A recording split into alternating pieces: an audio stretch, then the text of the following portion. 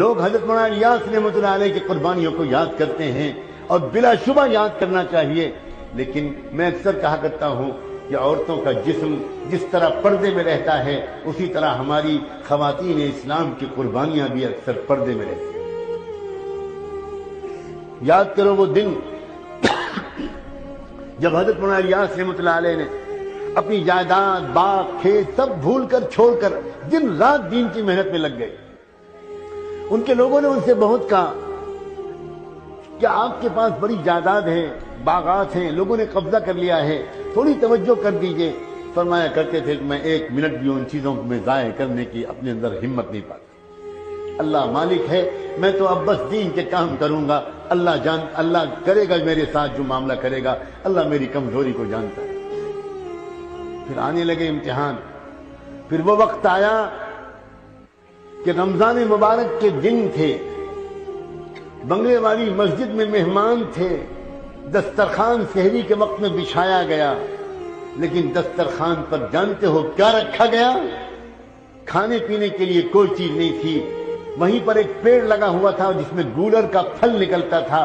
گولر کا پھل کوئی انسان نہیں کھا سکتا، یہ صرف بکرے کھاتے ہیں۔ اس گولر کو توڑ کر لگ دیا گیا دسترخوان پر، اور سحری میں حضرت مولانا الیاس رحمۃ اللہ علیہ نے اور ان کے مہمانوں نے گولر کھا کر پانی پی لیا اور دن بھر روزہ رکھا، انتظار میں رہے شاید افطار کے وقت میں کچھ کھانے کو مل جائے، ایک پیالی چائے ہی مل جائے، کچھ تو ملے گا، مگر پھر دسترخوان افطار میں بچھا اور پھر گولر اور پانی کے سوا کچھ نہیں۔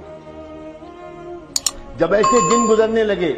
تو حضرت مولانا الیاس نے ایک مرتبہ اپنی بیوی سے کہا، ان کی بیوی اچھے رئیس خاندان کی تھی، اور ان سے کہا کہ دیکھو مجھے لگتا ہے اب میری قسمت میں تو یہی سب لکھا ہے، میں نہیں چاہتا کہ میری وجہ سے تم کو تکلیف پہنچے، میں خوشی خوشی تم کو آزاد کر دوں گا، کوئی تحفہ دے سکوں گا تو دے دوں گا، تم کو طلاق دے دوں گا، تم چلی جاؤ اپنے میکے واپس، اور پھر عدت گزارنے کے بعد میری دعا ہے کسی کھاتے پیتے انسان کے ساتھ تمہارا نکاح ہو، تم یہ تکلیف کب تک برداشت کرو گی؟ حضرت مولانا الیاس کی اہلیہ خاموش نہیں، ایک لفظ نہیں بولی، اٹھی اور کوٹری کے اندر گئیں، اور ایک پوٹلی انہوں نے چھپا کر رکھی تھی، اس میں کچھ زیور تھے اور کچھ روپے تھے، وہ لائیں اور لا کر ان کے قدموں پر رکھا اور کہنے لگی مجھے اپنے گھر سے، اپنے قدموں سے جدا مت کیجیے، یہ جو کچھ ہے میں حاضر کرتی ہوں۔ سلام ہو اس اللہ کی بندی پر، سلام ہو اس کے عزم و قربانی پر، کیا پتا اس قربانی کو قبول کر کے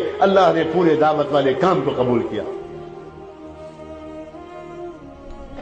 علماء کرام کیوں نہیں جانتے اور یاد رکھتے اس واقعے کو؟ وہ یاد کرتے ہیں حجت الاسلام حضرت مولانا پیر رحمۃ اللہ علیہ کو۔ اللہ اکبر، جب یہ نام آتا ہے میرا دل چاہتا ہے میں اللہ سے کہوں اللہ میرے خاندان کی عزت و ناموس کو ان کے قدموں پر قربان کرو۔ حضرت مولانا پیر معمولی شخصیت نہیں تھے، ان کی بیوی بھی ایک بہت بڑے رئیس گھرانے کی تھی۔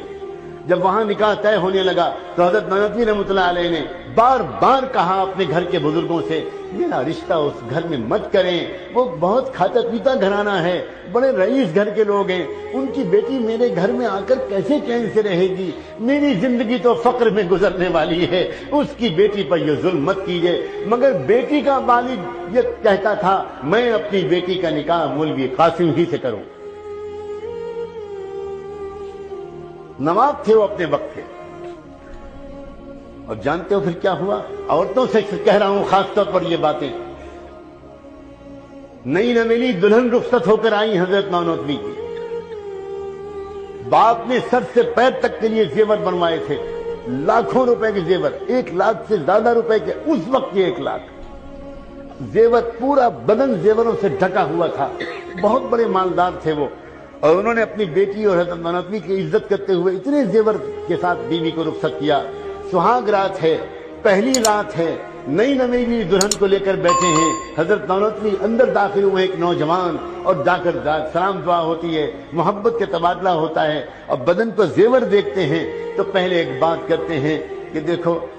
اگر اجازت دو تو میں تم سے ایک بات کہوں۔ ہاں کہیے کیا بات ہے؟ دیکھو تم تو جانتی ہو، شاید تم نے سنا ہو کہ میں تو آج کل بلخان اور ترکی کے مجاہدین کے لیے گھر گھر جا کر اپنا دامن پھیلا کر چندہ مانگ رہا ہوں، وہاں لوگ تڑپ رہے ہیں، ان کا علاج نہیں ہو پا رہا، ترکستان کے لیے، بلخان کے لیے میں وہاں کے لیے چندہ کر رہا ہوں۔ تم کو اتنے زیور اللہ نے دیے ہیں، یہ تمہاری ملکیت ہے، میں صرف حکم نہیں دے رہا، مشورہ دے رہا ہوں، اگر تم یہ سارے زیور اللہ کے راستے میں دے دو تو مجھے امید ہے اللہ تم کو جنت میں اس سے اچھے زیور دیں گے۔ کیا دلہن تھی وہ کہ اس نے 1 منٹ تردد کے بغیر ایک ایک زیور اتارنا شروع کیا اور زیور اتار کر حضرت نانوتوی کے قدموں میں رکھ دیا۔ آپ کا احسان ہوگا، اس کو اللہ کے راستے میں خرچ کروا دیجیے۔